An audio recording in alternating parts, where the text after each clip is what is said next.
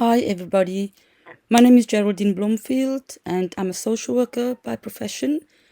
I've been a social work lecturer at the University of Plymouth, and currently I'm doing freelance work in teaching and practice educating, practice assessing, and practice observing for Plymouth University.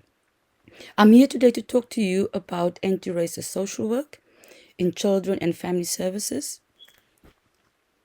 Today we're going to touch on terminologies around race, discrimination, stereotypical views, etc. And these terminologies might have an impact on our practices. I'm going to also make use of Thompson's 8 discrimination principles. We're going to touch on what is racism, outline the different types of racism, and the impact of systemic racism. This is what we're going to cover today. And just to let you know that English is not my first language, it's my second language. I do get excited, and sometimes I do get my tenses wrong. And I do speak English relatively okay, I think. and I stutter also a little bit. So please bear with me. If you don't understand what I've said in the presentation, please make a note of it and let me know about it on Monday. And I'm happy to explain further. Okay? We're going to start off with what is the definition of being a social worker. So under the International Federation of Social Workers, our role really basically is to address and challenge barriers, inequalities and injustices that exist in our communities. And another role of ours are to advocate change in those policies and structural conditions that maintain people in marginalized, dispossessed, and vulnerable positions. Our role is also to work on a human rights-based approach that gives rights to all people, irrespectively of their race, color, ethnicity, etc. I do find it interesting when we talk about terminologies and when we talk about prejudging people, and I've always come across people saying that they don't prejudge people, and that I cannot believe, because I think it's just a human trait to judge people. I do it, and I have my own prejudices that I hold. So what is the meaning of prejudice? It's an adverse judgment or opinion formed beforehand or without knowledge or examination of the facts. In a simple term, it's the forming of an opinion about a person or people with little or no information or evidence on which to base that opinion. That is inevitably stereotyping. I'm going to give you an example of my own prejudices. As I was brought up in South Africa, and I've got my own prejudices against Indian people, especially store owners. My mum used to buy a big bag of potatoes that have to last us till the end of the week. And I come from a family of 8 children. And when you look at the potatoes in the shop, the top looks really good, but you go home and half of it is rotten. So those are the prejudices that I hold against Indian people, and it's really hard to unpick that and to challenge yourself in changing your way of thinking. However, I'm also a strong believer in you need to know yourself. You need to really reflect on your values, your norms, and your beliefs, and your prejudices, your stereotypical views, and really work with. For me, it's more about awareness. I get more concerned when people are not aware of these things that might have an impact on our practices. Because once you're aware, you have the ability to work on it. Ethnicity. This has been a very challenging thing for me when I came to England, but I'll talk to you after I've described what it actually is. Ethnicities are commonalities such as racial, national, tribal, religious, linguistic, or cultural origin may be used to describe someone's ethnicity. And this is the one that I really find difficult when I came to England. While someone may say their race is black, their ethnicity might be Italian, or someone may say their race is white and their ethnicity is Irish. And for me, coming from South Africa, I'm colored in my country. That's my race. And when I moved to England in 2000, I described myself as colored and was really literally attacked because I've been told that it's a term that are not used and it's a derogatory term, which I had no idea that it was. And I've been explained that you can't use this terminology anymore and you can't describe yourself as colored.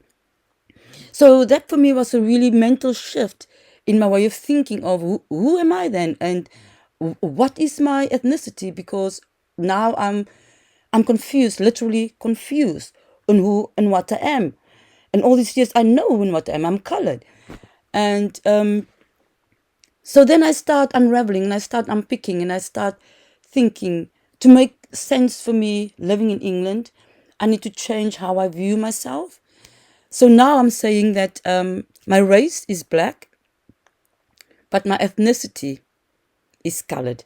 And that made such a huge shift in my way of thinking about myself in England.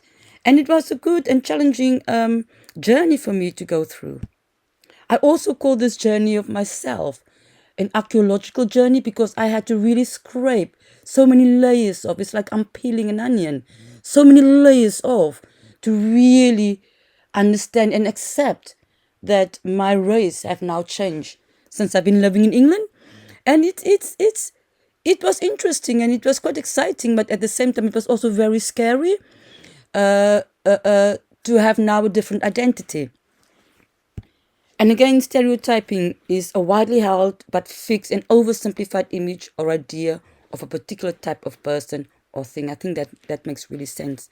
I'm not going to do any explanation on that. The other terminology I would like to unpick, and this terminology I will unpick a little bit more in depth, and I will use Thompson to make for it to be more sense. So discrimination is a behavior towards a person or a group of people that usually happens as a result of negative prejudices and stereotyping. I will also explain to you how stereotyping and prejudices move to discrimination and what ingredients it needs for it to be racist. Or it's also the recognition and understanding of the difference between one thing and another. And I'm going to make a simple example here, and I'm going to say we all discriminate every day. The minute we leave our houses, the minute we go to a shop. And by saying this, I'm referring in terms of when you go and buy food and when you go and buy wine. For instance, I discriminate against English wine because I prefer South African wine or I prefer French wine. But this is just a simple example that the terms of discrimination. But it's not in terms of discriminating towards a person that can have lasting effects on that person or individual.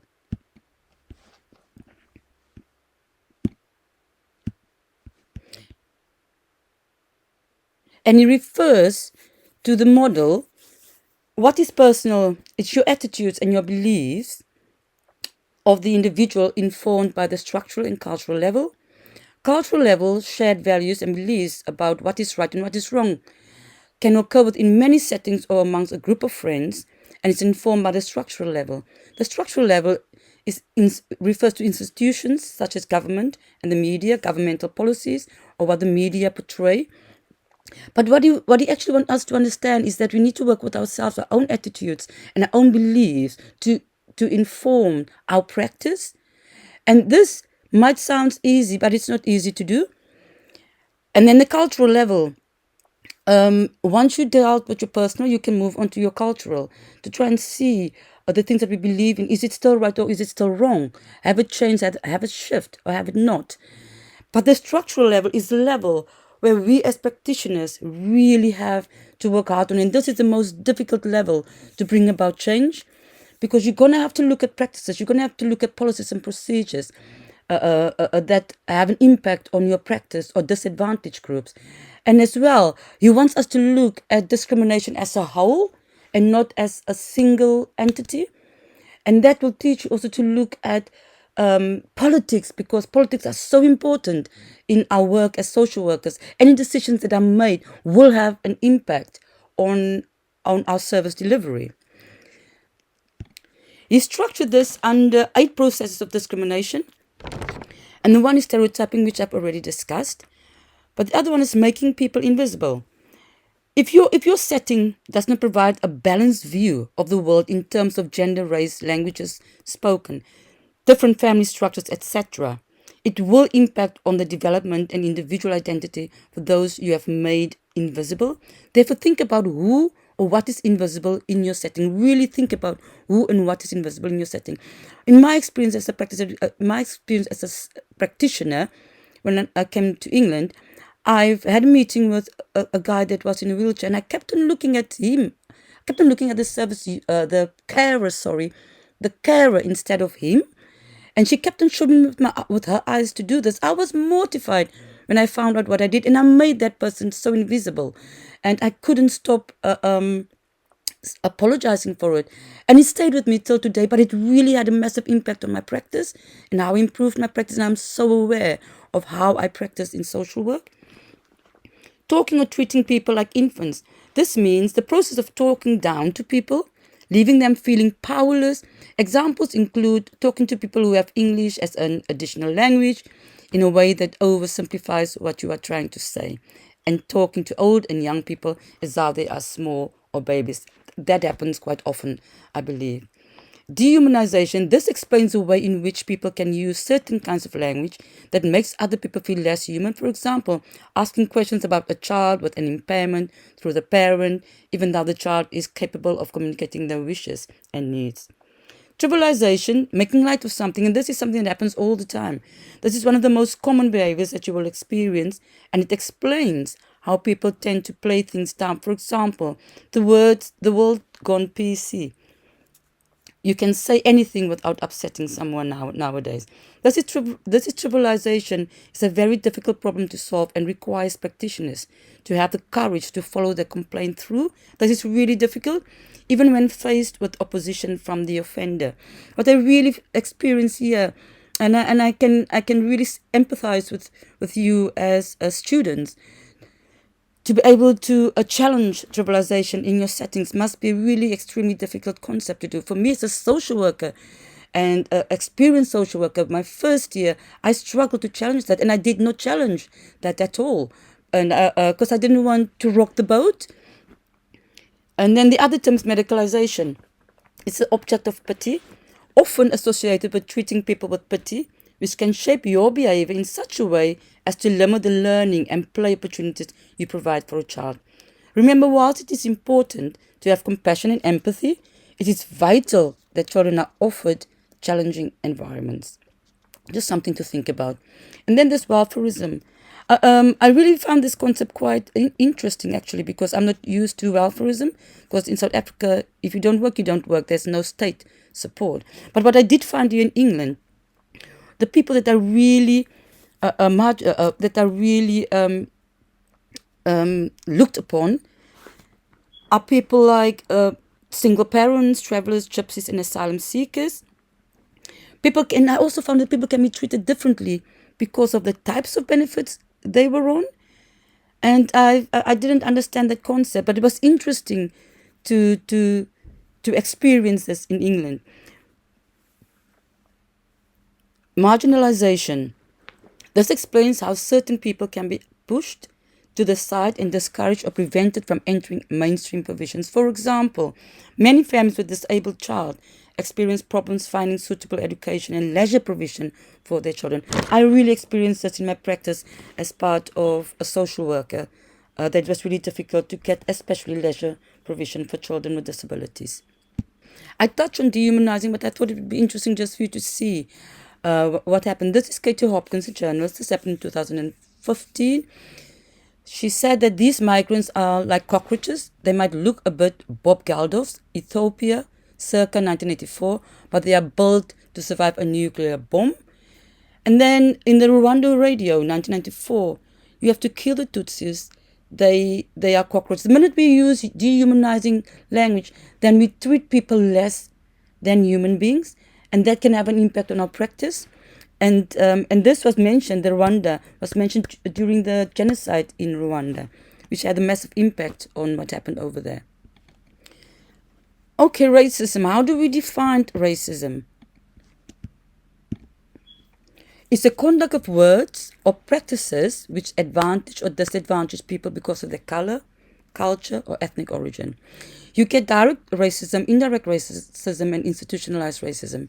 Direct racism is what I'm used to. Direct racism for me is in your face. You can't miss it. It's like you've got signs that says only for white people, beaches that says only for white people, buses only for white people. That I'm used to. That is what I've been brought up with. But coming over to England, I struggle with indirect racism, because it's a concept that was really remote from my personal and child experiences. And it defines it as covert racism is a form of racial discrimination that is disguised and very, very subtle rather than public or obvious. Concealed in the fabric of society, covert racism discriminates against individuals through often evasive or seemingly passive methods. This is a concept that I'm really struggling, because I've been taught about subtle racism in England. And I still struggle to see it, because it's not something that I'm used to. And it's difficult to actually say that was subtle racism or that was racism, because it's too subtle to actually notice it. Then you've got institutionalized racism. So William McPherson, he's a sociologist, been asked to do an inquiry around racism in the police force. And this was during the Stephen Lawrence inquiry, the 17-year-old boy that was racially attacked. And his outcome was that the police force was institutionally racist in terms of how they investigated the Stephen Lawrence incident. And I would advise you to go and have a look at that. It would give you a much deeper insight. And he came up with a definition, and he said, it's a collective failure of an organization to provide an appropriate and professional service to people because of their color, culture, or ethnic origin. It can be seen or detected in processes, attitudes, and behaviors which amount to discrimination through unwitting prejudices, ignorance, thoughtlessness, and racist stereotyping, which disadvantage minority ethnic groups. It came out in 1999, and this is almost like 20 years gone. And I want to leave this thought with you. So now, in this day and age, what do you think about the police? Have the practices changed? Have it not changed? And why is that? Now that institutionalized racism exists and it's now accepted that it's there, I want to look for us to look at how systemic racism affects children and young people. Black Caribbean children are 3.5 times more likely to be excluded than all other children at primary, secondary, and special educational schools. 400 BAME teachers found that 54% have experienced actions they believe are demeaning to their racial heritage or identity. The Social Metrics Commission latest report found that 46% of black households in the UK were in poverty, compared with just under 1 in 5 white families. Black children were over 4 times more likely than white children to be arrested. Young black men were stopped and searched by police more than 20,000 times in London. And during this time, my friend's son is 21 years old. He's studying in London. He's been there for less than a year, and he has been stopped and searched 13 times during the coronavirus. The equivalent more than a quarter of all black 15 to 24-year-olds in the capital. Overall stop and search rates between 2018 and 2019 show that black people are now nearly 10 times more likely to be stopped and searched by police than white people. The disparity doesn't end there. Research from the Sentencing Council found that black and minority ethnic people are far more likely to be sent to prison for drug offenses than white offenders who have committed a similar crime. Again, as with exclusion in schools, it is simply not fair to put this inequality down to a pattern of behavior common to one ethnic group. The things that I put in blue are resources for you to go further in and get more data. But the thing that really stuck with me, we need to find out why are there these disparities in sentencing with black people and white people, and question that. And the research from the Sentencing Council would be a really good tool for you to go and have a look at the reasons of why this is happening. In 2018, Pakistani Bangladeshi employees were on average paid 20% less than white British employees with similar occupations. UK-born black African employees were paid 7% less than white British employees in the same year. In 2015, inquiry by the University of Leicester, it's called the Dark Factories of Leicester Garment Industry, found that the majority of employees, most of whom are non-white, were being paid less than the minimum wage and were often working in unsafe conditions. Please go and have a look at these research. Seeing people of color in government, school should not reassure us of quality of opportunities for all, despite other forms of systemic racism. Patel also on Sunday condemned as utterly disgraceful the pulling down of the major slave trader Edward Colston that happened in Bristol, and she refers to it as sheer vandalism and lawlessness.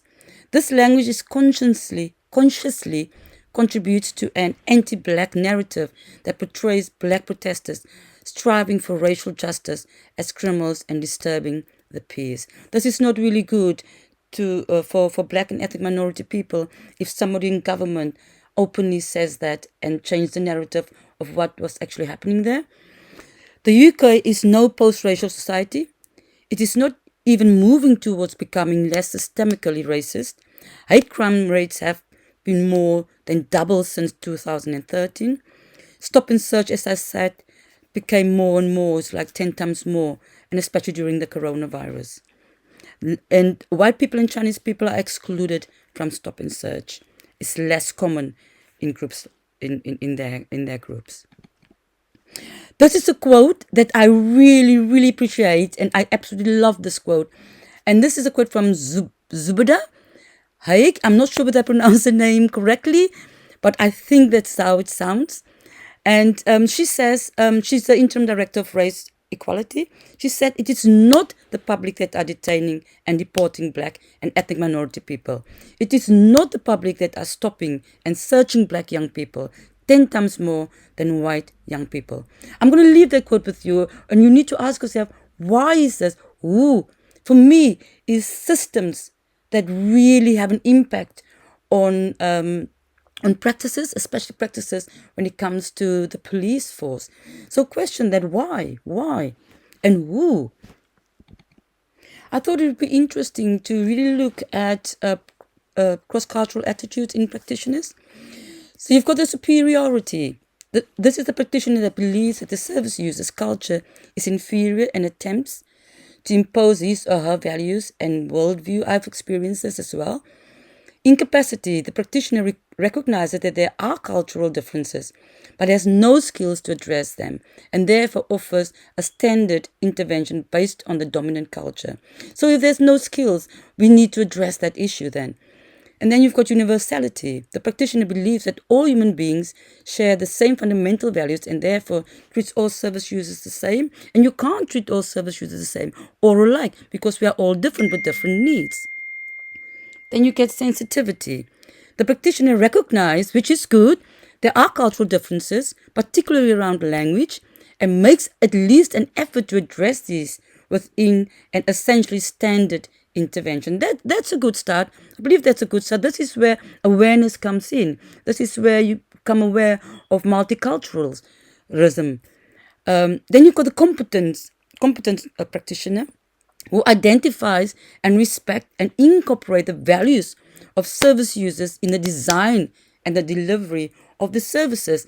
I just wanted you to think about this, and I don't know whether you've experienced this in your settings. Think of examples where you've come across any of these practitioners where you've been based or where you've attended a service Have you come across this? Look at your practice and really scrutinize it and look at practitioners that have any of these qualities. I've experienced one where all universality, that one I really struggled with because it had a massive impact on the service that was delivered to service users. And to challenge that is another thing, it's really difficult. And being a student makes it 10 times more difficult to challenge that. But for you, it will be good for you to actually just look and unpick and reflect on practices that are happening within your setting. I thought I'll just put the legislation in that governs equality practices, which is the Equality Act 2010. I'm not going to go through it. I just thought I'd just give a reminder of there are legislation that governs our practice to work in an anti-discriminatory or anti-oppressed or anti-racist way. So now the big question, what does this have to do with social work practice? I've got a few reflective questions that I think you need to consider. And we can discuss this more in detail on Monday. What are some of the enablers and barriers for social workers in addressing and challenging their deep-rooted beliefs about race, culture in child welfare? What are some of the factors that might help social workers to develop trusting relationship-based intervention with Black and ethnic minority children and their families? How can we foster the ability of social workers to engage with diverse voices, for example, age, etc., of Black and ethnic minority children and young people? These are the questions I would really like you to have an in-depth look and try to understand what it is and what it has to do with social work. And we can discuss this a little bit more in our meeting on Monday. I right now feel that I'm giving you quite a lot of homework to do before Monday, but I think it's really important for us to really do this. What are the possible signs and symptoms of racism and oppression in your placement setting? And now you're really going to have to look at your placement setting and make a note of what it is, and we can discuss this when we talked about equality and anti-discriminatory practice on Monday. I thought what would be interesting for you to do on your own, and you don't have to give feedback on this on Monday, but if you want to, feel free. I thought I'll give you this test. I've done this test, and I was really shocked and horrified with the outcome of my test in terms of around race issues. It's a very quick test, and you have to think very quick on your feet, and it's also time limited. So please, when you do have time, please do this in preparation for Monday.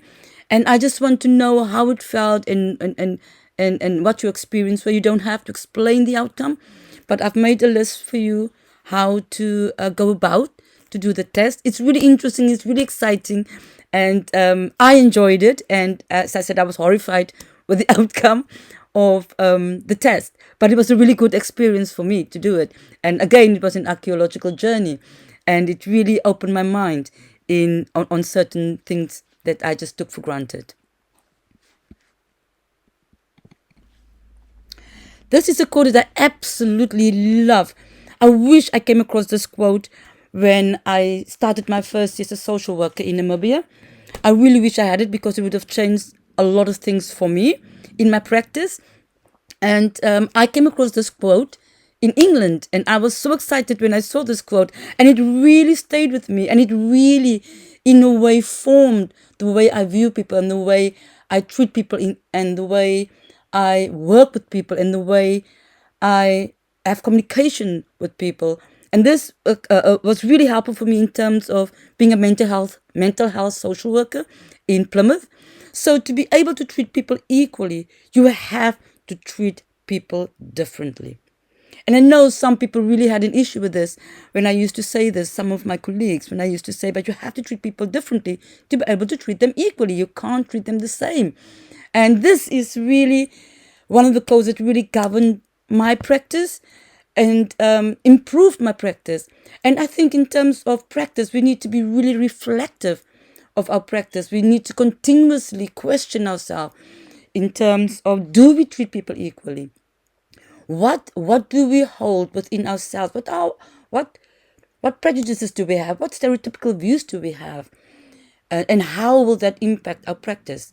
And our role as practitioners or lecturers is to get the best social workers out there, and to get the best social workers out there with a reflective mind, social workers that are keen to reflect, because only through reflection can we change our practices. So I'm going to say thank you very much. I feel like I've rushed a little bit, and if there's anything that you didn't understand, or if there's anything you want me to repeat, please let me know. Make a note. Let me know on Monday, and we can go back to it. Anything you didn't understand in my pronunciation. And again, sorry that you can't, and I need to apologize that you can't see me. I know it's annoying. It's annoying for me as well. But you will see me on Monday, and I will see you. It makes teaching so much better if you can see somebody. So yes, and I'm really sorry that you can't really see me. But I'm really looking forward to catch up with you on Monday. And I'll speak to you soon, and have a lovely weekend, and I'll see you on Monday. Thank you very much for your time, and thank you for listening to the presentation. Bye.